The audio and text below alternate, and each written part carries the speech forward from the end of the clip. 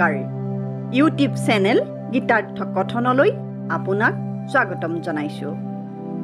শ্ৰীমদ ভগৱত গীতা এই গ্ৰন্থভাগীৰ এটি সৰল অনুবাদ আপোনাৰ সন্মুখত উপস্থাপন কৰিব বিচাৰিছোঁ। আহকচোন আমি এই শাস্ত্ৰভাগীৰ ভিতৰলৈ সোমাই যাওঁ। অথ দ্বিতীয় অধ্যায় শ্লোক সংখ্যা ৯৪ দূৰেন হ্যবৰম কৰ্ম বুদ্ধিয়োগাৎ ধনঞ্জয় বুদ্ধৌ শৰণমন্বিষ্য কৃপণঃ ফলহেতবঃ। সৰলাৰ্থ: হেৰা ধনঞ্জয়, বুদ্ধি যুগতকৈ কৰ্ম, ফলৰ কামনাৰে কৰা কৰ্ম অতি নিকৃষ্ট। সেয়ে তুমি এই সমতাৰূপী বুদ্ধিত আশ্ৰয় গ্ৰহণ কৰা। কৃপণসকলেহে ফলৰ আশা কৰে। সৰল পদ্য ভাঙনি: জানি বাস কাম কৰ্ম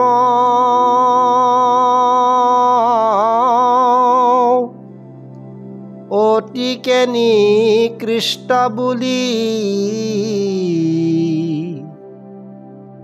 বুদ্ধিযোগ কৰ্মৰ অপেক্ষা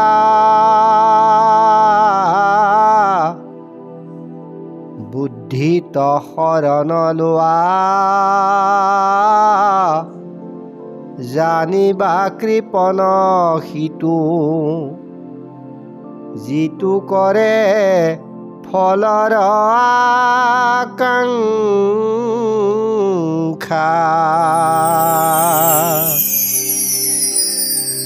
শ্লোক ভাগৰ তাৎপৰ্য: কৃপণ কোন? আত্মহত্যা কি? কৃপণ শব্দটো মনলৈ আহিলে আমাৰ সাধাৰণতে তেনে লোকৰ প্ৰতি নিন্দাৰ ভাৱ আহে।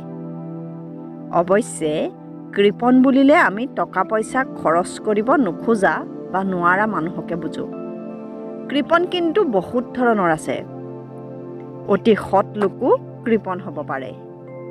যি খৰচ কৰিব নোৱাৰে সিয়েই কৃপণ।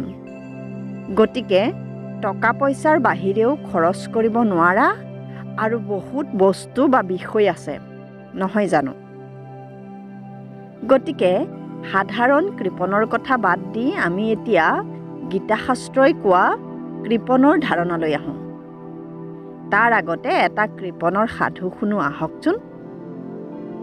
এজন অতি কৃপণ লোক আছিল। তেওঁ টকা পইচা আনকো নিদিয়ে, নিজেও খৰচ নকৰে।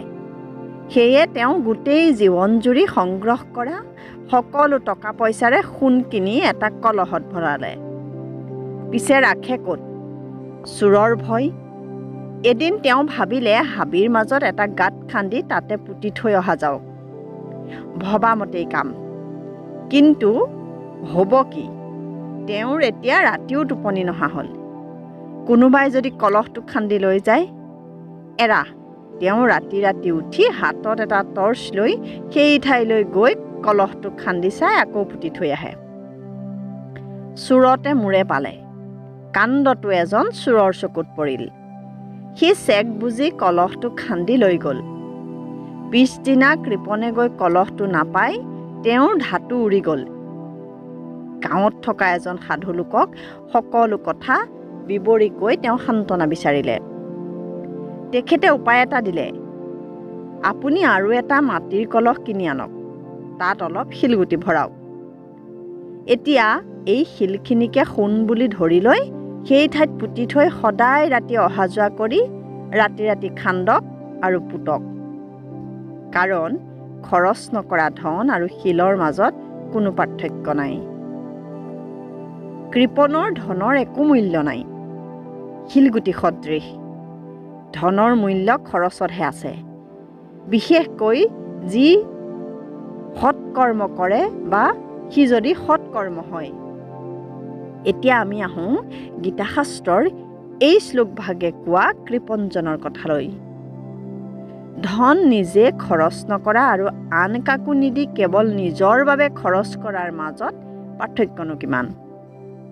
অসমীয়াত এষাৰ ফকৰা আছে, ধনীৰ নেগুৰ বাহে নিজেহে পাৰিবহে, কাকো বহুৱাব নোৱাৰে।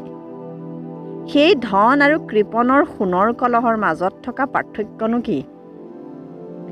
অৰ্থাৎ যি কাম কৰে আৰু ফলটো কেৱল নিজৰ বাবেহে ৰাখে, আন কাকো দিব নোৱাৰে, নিজৰ ঢোলটো নিজেহে বজাই ফুৰে, সিও কৃপণ। এইজনেই গীতাশাস্ত্ৰই সংজ্ঞা দিয়া কৃপণজন। কামৰ সমস্ত ফল যদি আপুনি কেৱল নিজৰ বাবেহে ৰাখিব খোজে, আপোনাৰ পৰিয়ালকো দিব নোখোজে, তেন্তে আপোনাক কোনে ভাল পাব? কোনে আপোনাক আপোনজন বুলি ল'ব? ধনে এইদৰে আপোনাক সমাজৰ পৰা সেই কৃপণজনৰ দৰে বিচ্যুত কৰি পেলাব। এই শ্লোকত তেনেহ'লে আমাক গীতাশাস্ত্ৰই কি পৰামৰ্শ দিলে? বুদ্ধিযোগযুক্ত কৰ্মতকৈ সকাম কৰ্ম অতি নিকৃষ্ট। নিকৃষ্ট কি কাৰণে সেই কথা ইতিমধ্যে আমি এই কৃপণজনৰ সাধুৰে আপোনালোকক কোৱা হ'ল। এতিয়া বুদ্ধিযোগযুক্ত কৰ্মনো কি? আমি ইতিপূৰ্বে 40 নং শ্লোকত কৈ আহিছোঁ, বুদ্ধিযোগ মানে নিষ্কাম কৰ্মযোগ। নিষ্কাম কৰ্মই বুদ্ধিযোগযুক্ত কৰ্ম। নিষ্কাম কৰ্মনো কি? পৰোপকাৰ। কৰ্মৰ ফল নিবিচৰা নহয়, কৰ্মৰ ফল নিজৰ বাবে নিবিচৰাই নিষ্কাম কৰ্ম। অৰ্থাৎ পৰৰ উপকাৰৰ বাবে কৰা কৰ্মই হৈছে নিষ্কাম কৰ্ম। কেৱল মানুহ নহয়, গছ গছনি, জীৱ জন্তু, চৰাই চিৰিকটি, পোক পৰুৱা, কেঁচু কুমটি, জোক, সাপ বেং, বাঘ শিয়াল, শগুন, আনকি ৰাস্তাত পৰি থকা শিলেও পৰোপকাৰ কৰে। শিলেৰে আমি ৰাস্তা বনাওঁ। পৰিৱেশ বিজ্ঞানৰ খাদ্য শৃংখলৰ কথা যদি পঢ়িছে, আপোনাক এইবোৰ কথা ক'বই নালাগে। কেৱল মানুহৰ মাজতহে এনেবোৰ প্ৰাণী আছে যি আনক কেৱল শোষণহে কৰে, একো উপকাৰ কৰিব নোৱাৰে।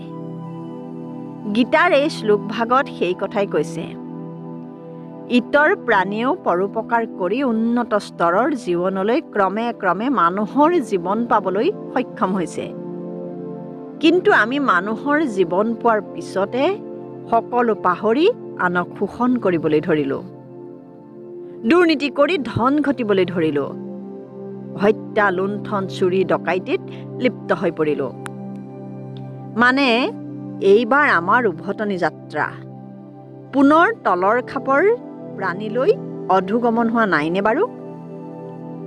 মাধৱদেৱে মানৱী জীৱন পাই হৰি নভজিলা, অৱশ্যে হৈ বাহা ভাই তৃণ তৰু শিলা বুলি এই ফাঁকি ঘোষাৰে আমাক বাৰু কি ক'লে?